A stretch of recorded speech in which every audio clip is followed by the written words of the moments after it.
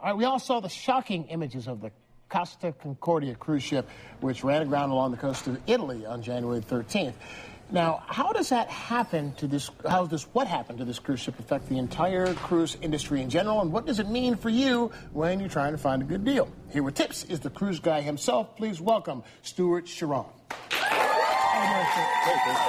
Good to have you on the program. Nice to have you. Okay, well, to start with, how has this disaster affected the cruise industry in general? Has the whole industry taken a hit? Well, you know, when we all saw these horrific pictures, you know, a lot of people think, well, that's where the ship hit the rock, right where we see it. Yeah. And what a lot of people don't understand is the ship actually continued north. It was well off into the south going north, but the captain actually turned the ship around and attempted to beach the ship in order to try to save the ship and the passengers. And that's why the ship is as close to the shore as it is right now. Mm-hmm. But, you know, there was a lot of people, look, there's the shock and awe. You know, while the images were still very raw in people's minds and people were trying to process it, you know, people were figuring, what's going to happen? You know, there were people asking, is there going to be a horrible, you know, impact on pricing? Right. But, you know, people who've been on a cruise, you know, keep in mind that since 1990, 190 million people have gone on a cruise without a major incident. And this has never happened. Since, like, the Titanic, this hasn't happened, right? No. I mean, especially a ship of this size with the technology that it has, this was an accident, not an on purpose. Most definitely it was human error. And people understand that. And it was actually, you know, it was also a holiday weekend. So when people saw the images, you know, people were more glued to their TV than doing a lot of different things. The cruise lines pulled back their marketing efforts. But I could tell you, Tuesday, Wednesday, Thursday of that week, bookings actually shot up. They actually went up, They really? went up because of the attention. Because people know, wow, you know what, that's a vacation we want to go on.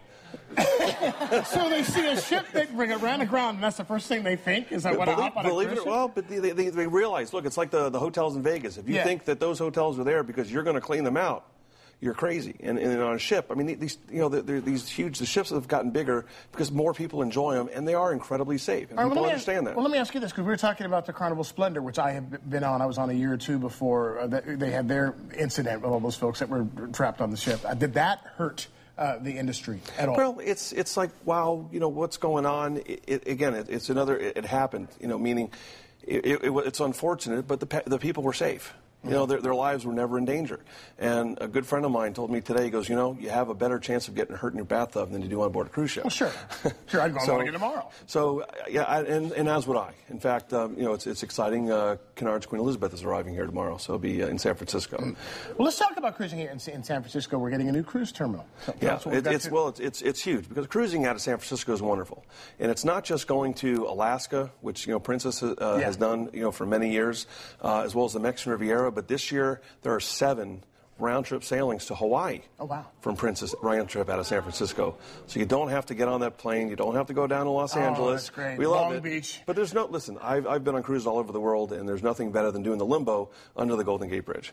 All right, now let's talk about pricing. If you want to get a good deal, I've heard 2 things. I've heard you want to do it like you book on a plane flight and book it way in advance. And I've also heard, no, if you can wait till a week or 2 before, and they got to fill cabins. If you do that, the ships are sailing full. So you're going to be winding up watching the ship leave without you. So it's always better to book earlier, because their lowest prices are actually